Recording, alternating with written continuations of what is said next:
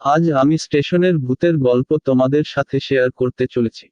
আশা করছি এই হাড়হিম করা ভূতের গল্প তোমাদের ভালো লাগবে। রাতের ট্রেন ছিল।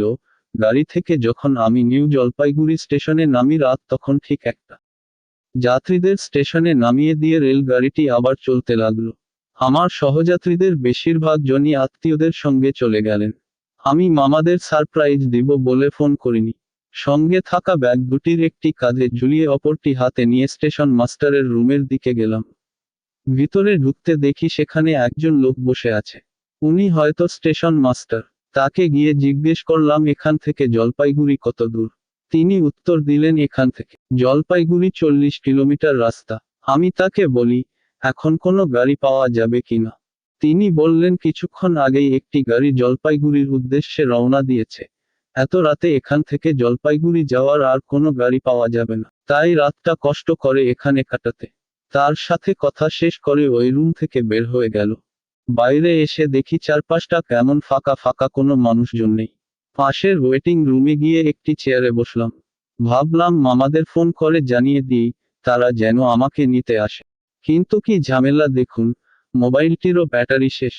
আর কোনো উপায় না দেখে চিন্তা করলাম কোনো মতে আজ রাতটা এখানে কাটিয়ে কাল সকালের দিকে জলপাইগুড়ির উদ্দেশ্যে রওনা হব। দেয়ালে ঝুলে থাকা ঘড়ির দিকে তাকিয়ে দেখি রাত 1:30 বেজে গেছে। মাত্র 3-4 ঘন্টা কোনোমতে কাটিয়ে দিই। চোখে একটু একটু ঘুম ঘুম ভাব। তাই চোখ বন্ধ করে বসে রইলাম। হঠাৎ এমন সময় একজন লোক এসে উপস্থিত। এসে বলল, স্যার কোথায় যাবেন? জলপাইগুড়ি যাব। কিন্তু তুমি কে? আমার নাম নরেশ। এই এলাকায় গাড়ি চালায়। ও তাই নাকি? আচ্ছা তুমি কি জলপাইগুড়ি যাবে? হ্যাঁ স্যার যাব, চলেন। মনে মনে চিন্তা করলাম কষ্ট করে স্টেশনে রাত কাটার চেয়ে গন্তব্যে চলে যাওয়া ভালো। তাই ব্যাগটা হাতে নিয়ে বলি চল নরেশ। মনে মনে ভাবলাম যাক ভালোই হলো। হাঁটতে হাঁটতে নরেশের গাড়ির সামনে গেলাম। সেখানে গিয়ে দেখি একজন লোক আগে থেকে সিটের উপর বসে আছে। লোকটি সমস্ত শরীর চাদর দিয়ে ঢেকে রেখেছে। চেহারাটা পর্যন্ত ভালো করে দেখা যাচ্ছে না। আমি কোনো কথা না বলে লোকটার পাশে গিয়ে বসলাম। তারপরে নরেশ গাড়ি চালাতে শুরু করে। প্রায় 20 মিনিট আসার পরে আমরা একটি পিচের রাস্তায় উঠলাম। সেই রাস্তার দুই পাশে ছিল বিস্তৃত ধান ক্ষেত। আমার মনে হচ্ছে এই জায়গাটির নাম বেলাকোবা। যত দূরে চোখ যায় শুধু হলুদ পাকা ধান। আর চাঁদের আলোয় সুন্দর লাগছে দেখে। আহা কি মনোরম দৃশ্য! কতকাল আসিনি এই দিকে। মাঝে মাঝে রাস্তার দুই পাশে হালকা কিছু গাছ দেখা যাচ্ছে। আর খরা মৌসুমে চাষাবাদের জন্য এক পাশে একটি খাল খনন করা আছে। আকাশে হালকা চাঁদের আলো, তারপরেও চারপাশটা বেশ পরিষ্কার দেখা যাচ্ছে। আশেপাশে কোনো জনবসতি নেই, তাই চারদিকে শুধু ঝিঝি পোকার শব্দ ছাড়া কিছুই শোনা যাচ্ছে না। মাঝে মাঝে দূর থেকে একটি খেকশেয়ালের ডাক কানে ভেসে আসছে। কার্তিক মাসের শেষের দিকে, তাই হালকা একটু শীত পড়ছে। মাঝে মাঝে হিমেল হাওয়া শরীরে কাঁপন ধরিয়ে দিচ্ছে। তাই ব্যাগ থেকে জ্যাকেট নিয়ে গায়ে জড়িয়ে নিলাম। একটু পরে নরেশ জিজ্ঞেস করে, স্যার জলপাইগুড়িতে আপনার কে থাকে? আমি বললাম, জলপাইগুড়িতে আমার মামা বাড়ি। কিছুদিন পরে আমার ছোট মামার বিয়ে, তাই যাচ্ছি। ও আচ্ছা। মাঝপথে আসার পরে নরেশ বলল, স্যার আপনারা বসেন, আমি একটু খালি করে আসি। বুঝতে পারলাম সে উচ্চচাপে পড়েছে। নরেশ পিছনের দিকে একটু দূরে গিয়ে রাস্তার থেকে নিচে নেমে গেল। তাকে আর দেখা যাচ্ছে না। অনেকক্ষণ বসে থেকে আমার কোমরে ব্যথা হয়ে গেছে।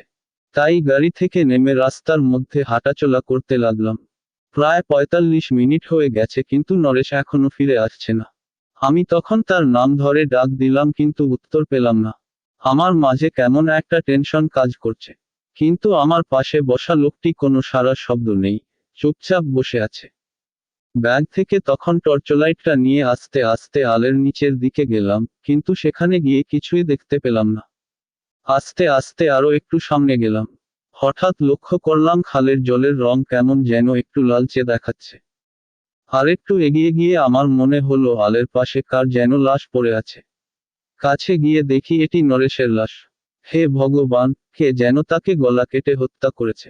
আর তার রক্ত গড়িয়ে খালের জলে মিশে সেটি লাল হয়ে গেছে। এমন সময় লক্ষ্য করলাম ধান ক্ষেতের মাঝখান থেকে কিছু একটার শব্দ হচ্ছে। এক সময় শব্দের তীব্রতা বাড়তে থাকে। বুঝতে পারলাম ধান ক্ষেতের ভেতর দিয়ে কিছু একটা এদিকে আসছে। ভয় তখন দৌড় দিয়ে গাড়ির সামনে চলে আসি। কিন্তু এখানে এসে দেখি চাদর গায়ে দেয়া সে লোকটা নেই। আমি চারপাশ ভালো করে দেখলাম কিন্তু কোথাও লোকটির দেখা পেলাম না। হঠাৎ লক্ষ্য করলাম দূর থেকে কতগুলো কুকুর শব্দ করতে করতে এদিকে ছুটে আসছে। কুকুরগুলোকে দেখে আমি দ্রুত গাড়ির উপর উঠে গেলাম। কুকুরগুলো গাড়ির সামনে এসে কান্নার সুরে ডাকতে শুরু করে। মনে হচ্ছে কুকুরগুলো কিছু একটা দেখে ভয় পেয়েছে। তাই ওই দিকে এক দৃষ্টিতে তাকিয়ে রইলাম। এমন সময় খেয়াল করলাম ওই দিকে আলের নিচ থেকে কেউ একজন রাস্তার উপরে উঠেছে।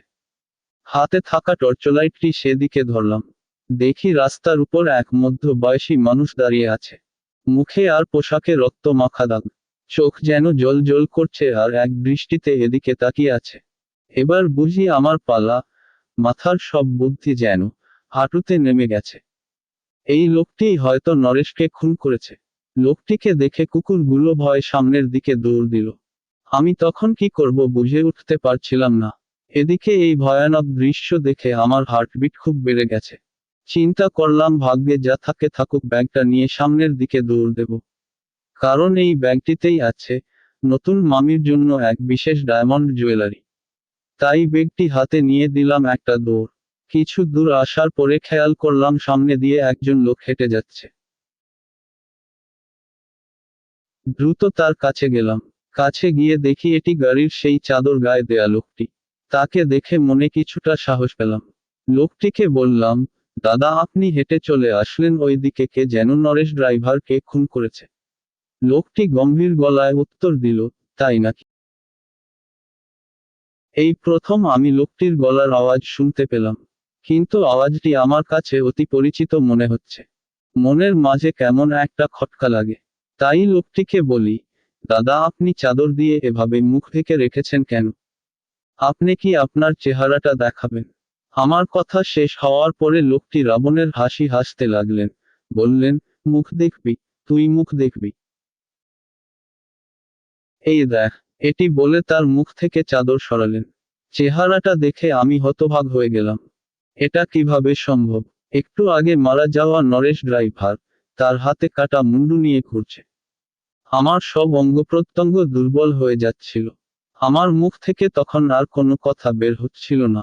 একসময় মনে হলো আমি জ্ঞান হারাতে যাচ্ছি। তারপরে আর কিছু মনে নেই। জ্ঞান ফিরে আসার পরে দেখি আমি মামার খাটিয়ায়। মামাবাড়ির সবাই আমার চারপাশে বসে আছে। আর কে যেন আমার মাথায় জল ঢালছে। পরে জানতে পারি, কাল রাতে আমার সঙ্গে যা কিছু হয়েছে সেটি আসলে একটি অতৃপ্ত আত্মার হত্যালীলা। বছর 10 আগে নাকি নরেশ নামে এক ড্রাইভার যাত্রী নিয়ে জলপাইগুড়িতে যাচ্ছিল। ঠিক ওই জায়গাটিতেই গাড়ি থামিয়ে সে পেট খালি করার জন্য নামে। তারপর আর সে ফিরে আসেনি। পরের দিন ধান ক্ষেতের খালের জলে তার গলা কাটা দেহ উদ্ধার হয়। তার মৃত্যুর পর সেই যাত্রীদের আর খোঁজ পাওয়া যায়নি। নরেশ ড্রাইভারের গাড়িটি স্টেশনের ভাঙ্গা গাড়ির গোডাউনে রাখা হয়েছিল। যেহেতু তার কোনো আত্মীয় ছিল না, সেহেতু কেউই তার অন্ত্যেষ্টিক্রিয়া সম্পন্ন করেনি। যার ফলস্বরূপ তার আত্মা আজও সেই ভয়ঙ্কর রাতের দৃশ্য গভীর রাতের যাত্রীদের সাথে পুনরাবৃত্তি ঘটায়। সেই আত্মাটি হয়তো মুক্তি খোঁজে।